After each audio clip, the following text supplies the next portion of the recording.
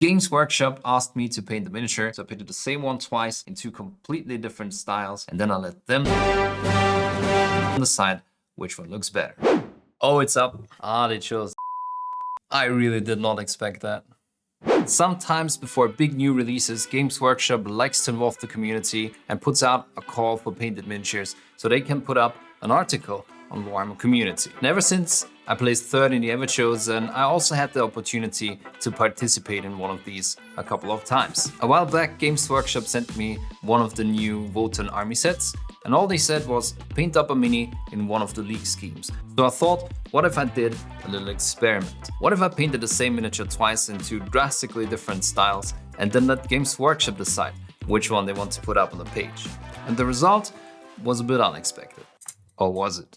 So let me walk you through all the steps and the thought process that I had while painting these two miniatures, and we'll start with the traditional approach. I assembled both minis completely except for the heads, which I left off so I could comfortably reach all the details. And then I applied a Senator Prime, slightly offset to the right. Here I mainly wanted the white under the orange that I applied, so I had a more vibrant color to work with. I also timed my painting this time just to see how long each approach would take and to be able to compare them. Keep in mind that this is not meant to be a speed painting video. For the pens I used AK interactive colors, but the closest thing in Citadel paints is probably Sons of Forest Green mixed with black. I wanted some version of white for the third main color, and my initial mix has both blue and a little yellow in it.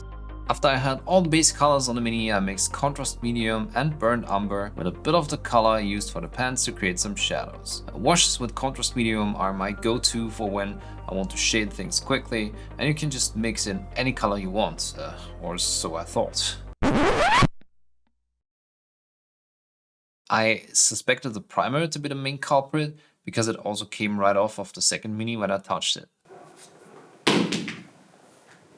So having to start over is always a bit frustrating, and I don't know what really went wrong, but apparently AK has a bit of a problem with their acrylics reactivating when they come in contact with inks. So I skipped the inks in the next version and I went straight for contrast paints. And yes, before you ask, I have completely given up the battle against my hair. It's completely out of control because of reasons. But maybe this video's sponsor, Into the AM, can help me out? Better.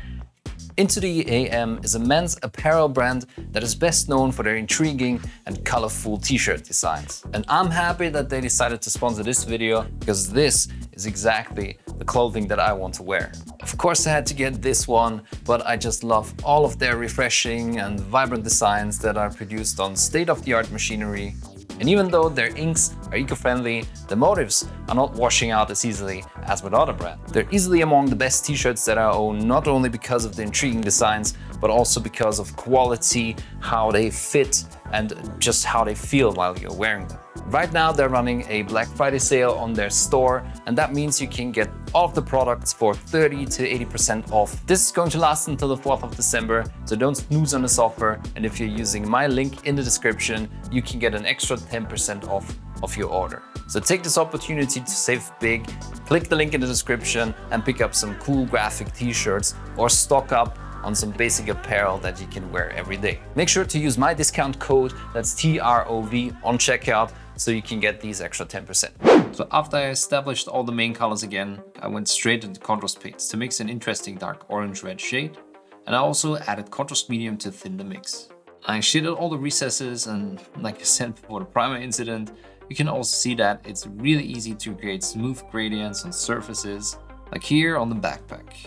A lot of you always ask me about how to create a proper color scheme that doesn't make your minis look like a clown. The thing is, I picked a really flashy color here with the orange, so thinking about how to not make it too colorful is probably a good idea.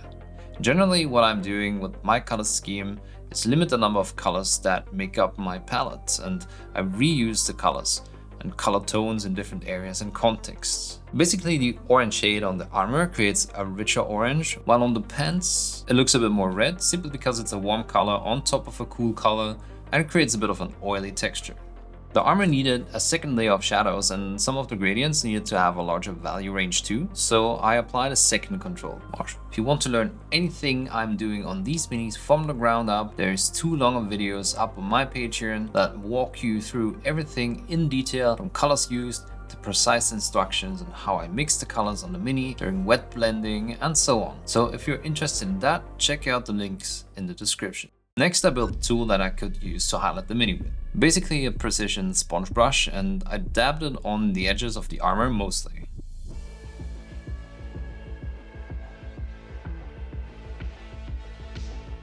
Not too worried about only hitting the edges, though. I want these extra chips of battle damage, and in some places I even try to place a highlight in proper places, like on the curve of the backpack, as you can see here. It gives the armor an interesting texture and makes edge highlighting a bit less sterile looking. Once I was happy with the extent of this texture, I switched to the brush and made sure I had consistent highlights on all edges to push the contrast. I'm using a brush with shorter and stiffer bristles here because that helps a lot with precision.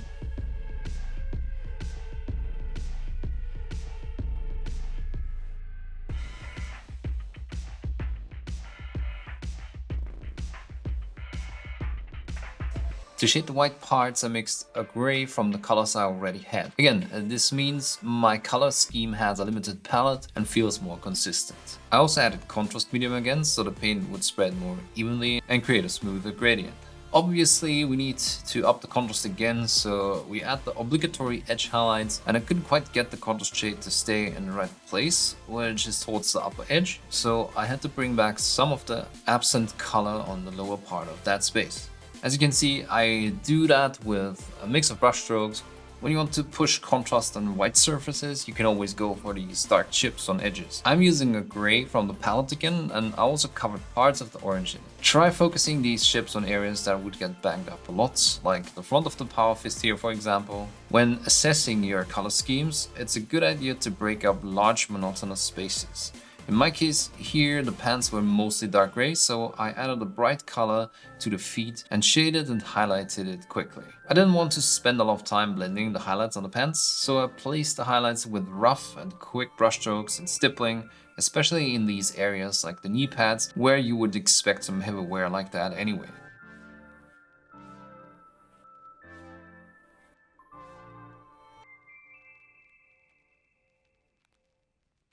I applied a basic skin tone as a base layer for the face and then mixed in hull red for the shadows. This is again mixed with contrast medium, so the wash would end up mostly in the recesses and not stain the high up areas too much. Sometimes I have to guide the pigments a bit. Then I'm bringing the basic skin tone back and leave the recesses out to build some detail. And after that I'm switching to the sunny skin tone because it's a bit more yellow and build the highlights further, slightly offset to the right.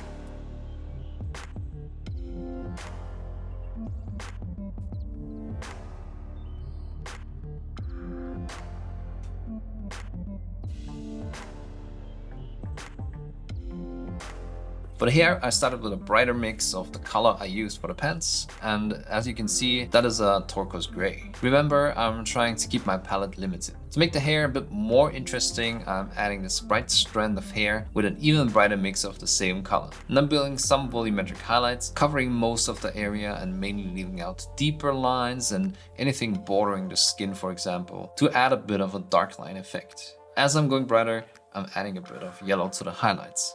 Then I'm darkening the shadows a bit by adding black to the turquoise gray mix.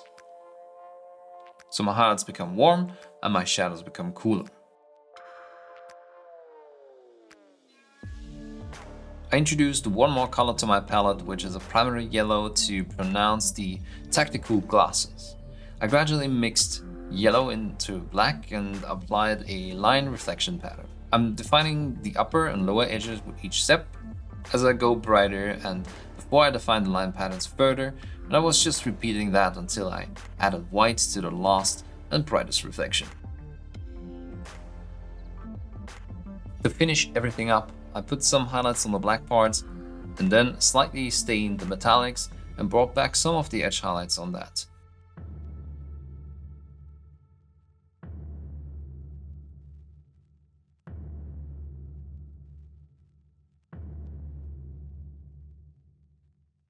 I wanted to keep the light in the middle of the chest relatively subtle.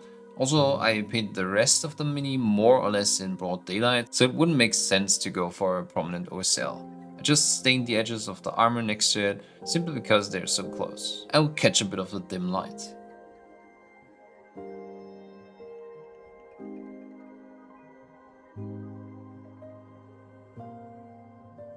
Adding a Trans-Hyperion Alliance decal was the last thing I did on this Mini. Usually I would add some damage to it, but I ran out of time. I have plenty of videos showing how to do this on my channel. You can go and check them out.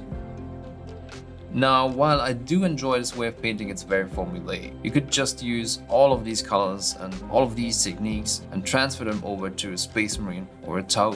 Just paint the main parts of the armor orange, the rest gray, and sprinkle some white in. And yes, of course, I know that if you're painting for an army, formulas are what makes sense to make everything look coherent on the table and also not take ages for the painting process. However, I wanted to try and use a lot of the same colors that I used here in a new context and see how a more ambient paint job would appeal to Games Workshop. I was heavily inspired by this artwork and tried to analyze what was going on.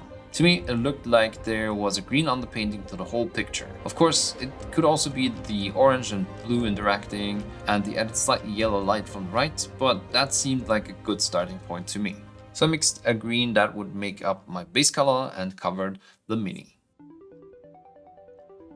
I left off the parts I wanted orange and bright and white and shaded all parts directly opposite of the light source by adding a bit of blue to create more intense shadows with a cool color. I applied the same orange I used in the previous version to the bright parts and then double checked if my blues in the shadows were intense enough, because colors interact with each other and you can only see the big picture once they're on the Mini together. Ultimately, I ended up making the shadows a bit more pronounced wherever I felt it was needed. Then I started to wet blend the greens and the orange colors together. Wet blending always creates tones that you can't quite get with pure layering or glazing, just because of the way that they mix together on the Mini while they're still wet. And I think it suits paint schemes more that use ambient lights, because there's just that softer feeling to it. One other thing about wet blending is that it's not a one and done process.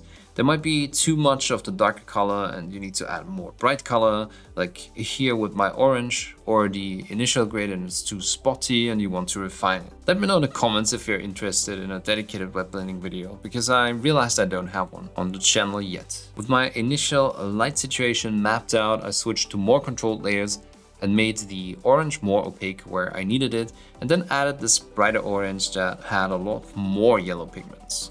This would add the feeling of luminosity and a warm light hitting from that direction. Using the pigment pushing technique helps to create smooth gradients, even without much active blending. Put that brighter orange on all areas that would get hit by the light source, and I imagine this coming from the left side. This directional light would also mean I need very pronounced shadows in the opposite direction. So I took a dark blue with some black and dark lined these parts under the panels, which gives a really cool effect. Of course, we have to go a bit brighter to add the contrast, and I added some ice yellow to my orange, focused mostly on the edges and specular highlights.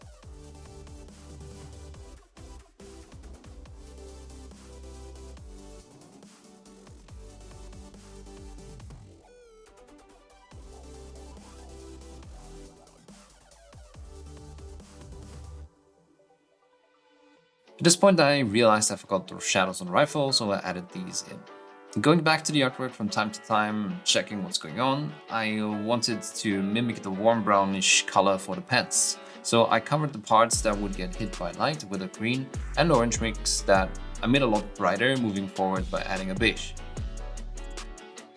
And I added more and more beige for further highlights, while I kept the blue in the shadows. Even that right leg, which is mostly in shadows, faces the light source in some parts and also needs this treatment. To keep the light consistent, it's just good to add similar tinted highlights to all parts, even if they have a different base color.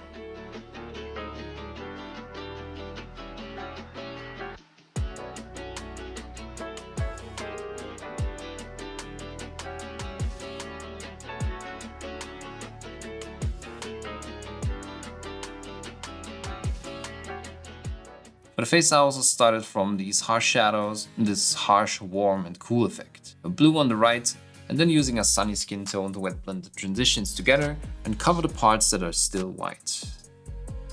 Once I had a consistent layer of skin tone, I added a bit more yellow to increase the warm light, and then added highlights with a basic skin tone.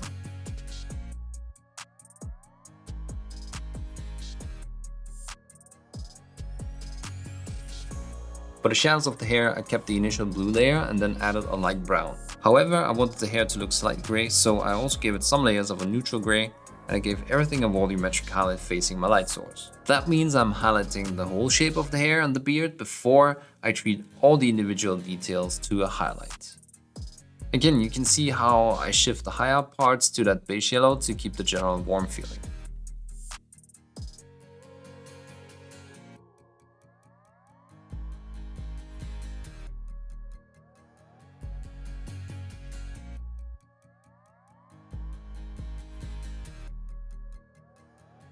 For the glasses, I basically did the same thing as before, just stuck to a blue, shaded with black, and in the typical line pattern.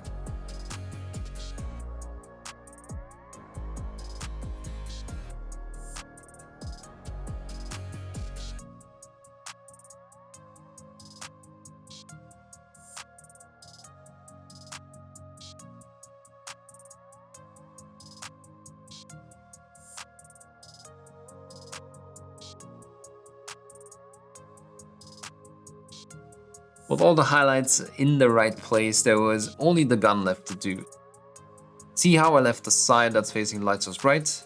That will help me to get it up to the proper intensity. I added the first layer of a turquoise gray and added that same mix to all edges and shapes facing my light source. You can probably tell by now what's next. I'm adding a bit of yellow to my color to increase the luminosity and just gradually went brighter and brighter.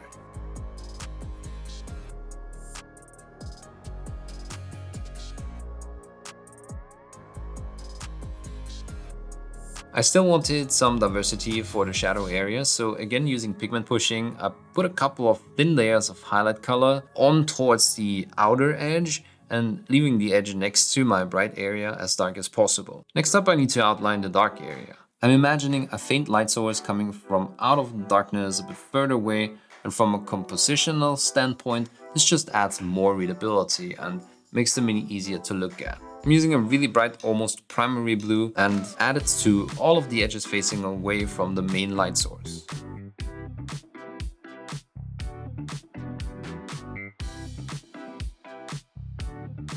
And as always, when I add another major element like this outline, I stop and evaluate, and in relation to the outline, I just wanted the main lights to be a bit brighter on the gun, so I'm adding another highlight step.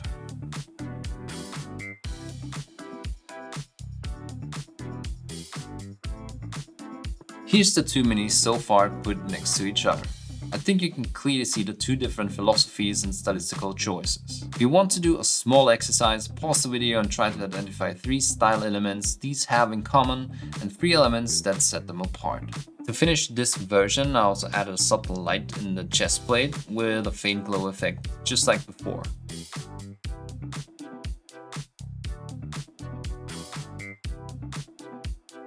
And also put the finishing touches on all of the rivets.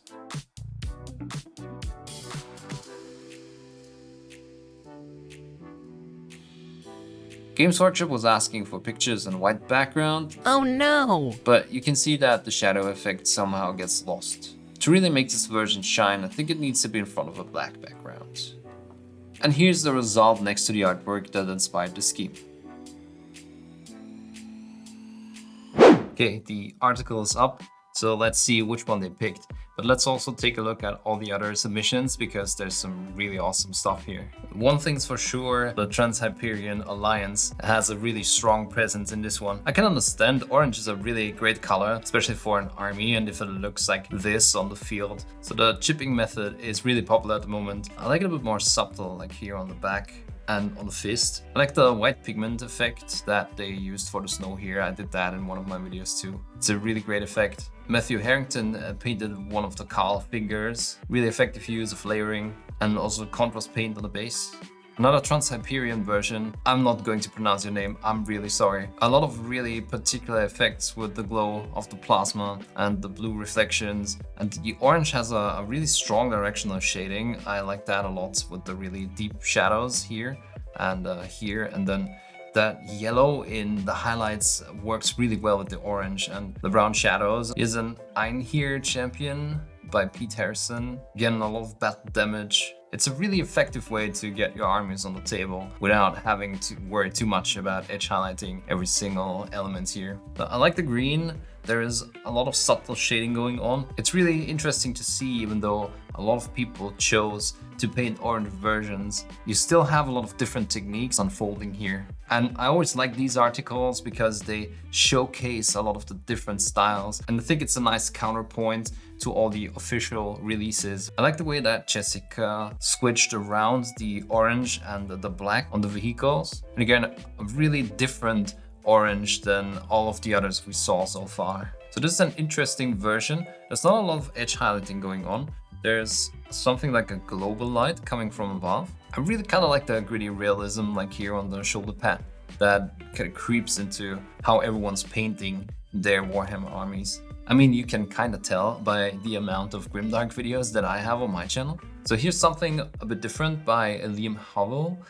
They went for a showcase version, and that's another thing that I always like about these community painter showcases. There's also different levels of execution, like, you know, for example, that blue rim light or bounce light maybe reflecting off of the ground, the red metal armor with the dark shadows, and then the highlights that come up to white but don't look pink, and then the axe with the different colors reflecting, and then the non-metallic metal, also the base. Obviously a lot of work went into that. Mr. Venturella brings us a female space dwarf, I mean Wotan. Another Trans-Hyperion version, but yet again looking really different, and vintage style is really recognizable here. Also nice base with the orange repeating in the base with the rust parts, but having a few of these blue, almost teal elements, and orange and teal are obviously a complementary contrast. He also repeats the teal and the light here, and this light, and also the axe, of course. Joshua painted all 5 versions, so it's really interesting seeing them all side by side. And now a bit of a drum roll as we reveal which of the versions that I painted they picked for the side, and it's both. So I kind of expected them to just pick the traditional version, but then again, like I mentioned, these showcases are usually there for the community. So the Warhammer community team isn't necessarily corporate Games Workshop, so they always try to show different versions and try to show what people can do with the miniatures they put out there. Because while their heavy metal style is a really established thing in the community, everyone kind of starts out with the typical edge highlighting style. But these articles always celebrate different styles and show the community what is possible with the miniatures. And I think that's really nice. So I kind of suspected that they would choose both, but I think it was really worth it to try this little experiment and see if they had any preference. Okay, that's it. Don't forget that you can get all of the tutorials that I just showed you in a long version format on my Patreon. And don't forget to check out Into the AM, because they have really awesome designs. Thanks a lot to everyone that supports on Patreon. Keep pushing that pigment, and I'll see you in the next video.